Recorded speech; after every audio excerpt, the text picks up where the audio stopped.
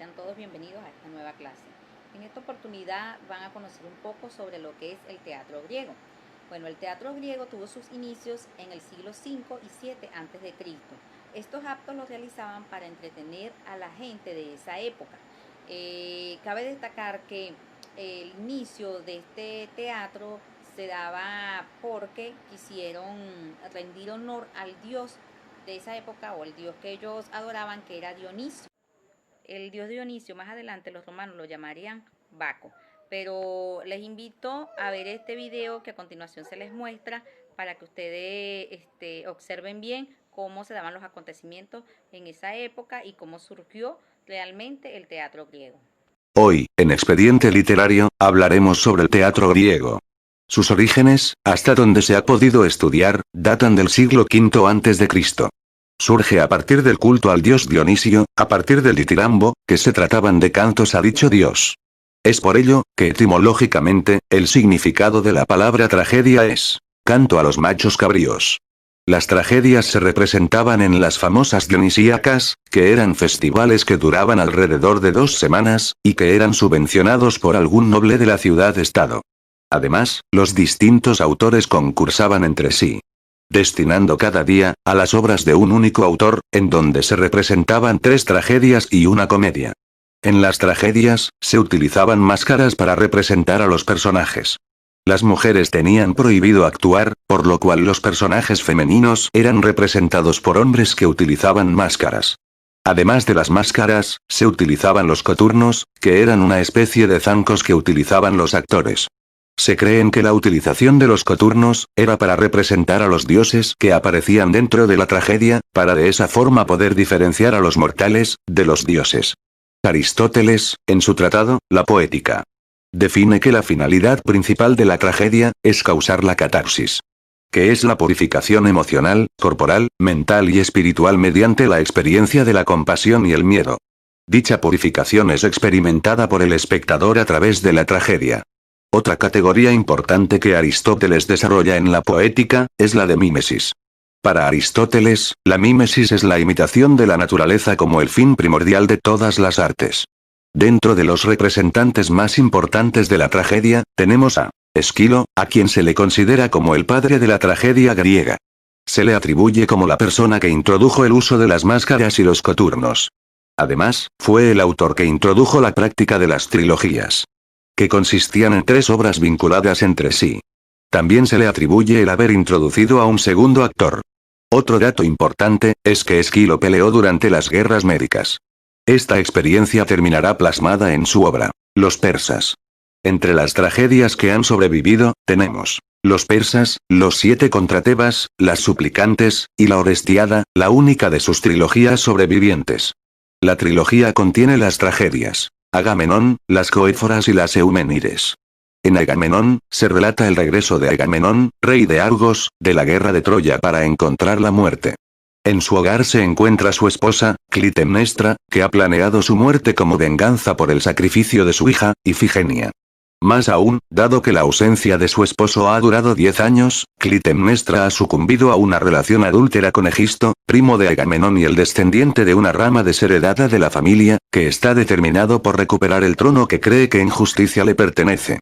En las Coéforas, la segunda parte de la trilogía, cuenta el proceso de venganza planeado por Electra. Trata de la reunión de los 2 hijos de Agamenón, Electra y Orestes, y su venganza. Electra reconoce a Orestes por una marca en la cara durante los funerales de Agamenón. Acto seguido, Orestes mata a Egisto y a su madre Clitemnestra. Esta convoca a las furias, que perseguirán a Orestes. Finalmente, en las Euménides, Orestes es llevado a juicio ante el tribunal divino. Las Euménides narra cómo Orestes, Apolo y las furias comparecen ante un jurado de atenienses conocido como Areópago, para decidir si el asesinato de Clitemnestra por parte de su hijo, Orestes, le hace merecedor del tormento que le infligen. Orestes es encontrado inocente gracias a la ayuda de Apolo y Atenea. Sófocles es considerado el gran renovador de la tragedia griega. Incrementó a 3 el número de actores. Interrumpió la práctica de las trilogías. Incrementó el uso de los escenarios e introdujo el monólogo. Dentro de sus obras que nos han sobrevivido, tenemos Edipo Rey, Edipo en Colono, Antígona, Ajax, y Electra. Dentro de sus tragedias, tenemos la serie de Edipo, que sin ser parte de una trilogía, siguen una línea temática. Dicha serie consiste en Edipo Rey, Edipo en Colona y Antígona. Edipo Rey, es su tragedia más conocida. En ella se relata la lucha de Edipo por enfrentarse al destino. Pues, sin que lo sepa, terminará asesinando a su padre y casándose con su madre. Finalmente, y luego de una serie de investigaciones, se dará cuenta de que ha fracasado en su intento por eludir el destino, por lo que terminará sacándose los ojos y marchando al exilio. Finalmente, el otro representante que veremos, será Eurípides. Considerado el más trágico de los trágicos. Dentro de las características de su obra, tenemos la innovación de los mitos. Es decir, va a refutar los mitos, adoptando una posición crítica con respecto a las deidades griegas. Humanizará a los personajes, ya que en sus tragedias, el papel principal de los acontecimientos ocurren siempre bajo la premisa, de que son los humanos quienes poseen las decisiones que toman, aislados de las motivaciones de los dioses. Un ejemplo de ello, es en su tragedia Electra, en donde a diferencia de la Electra de Sófocles, Electra reconoce a Orestes no por ayuda de Atenea, sino por iniciativa propia. Además, un detalle adicional, es que sus tragedias son realistas. Incluso, el papel de la mujer en sus tragedias, no se encuentra relegada a una posición subalterna, sino más bien, en una posición en donde son ellas las protagonistas de las historias, quienes toman las acciones que creen necesarias, e incluso, las que terminan desencadenando la tragedia, como en Medea, en donde se aborda el tema del infanticidio provocado por la madre, la cual es motivada por una traición. Entre sus tragedias más importantes, tenemos Medea, Andrómaca, Suplicantes, Electra. Como un dato adicional, tenemos a Aristófanes, representante de la comedia. Aristófanes vivió durante la guerra del Peloponeso, por lo que fue testigo directo del declive ateniense. Aquello motivó que aspirase a las tradiciones perdidas de antaño, del siglo de Pericles. Es por ello que sus comedias se encuentran plagadas de aquel anhelo, por lo que se le considera como un autor tradicional, tanto a nivel político como artístico. Entre sus comedias más representativas, tenemos Las nubes, y Las tesmoforiantes.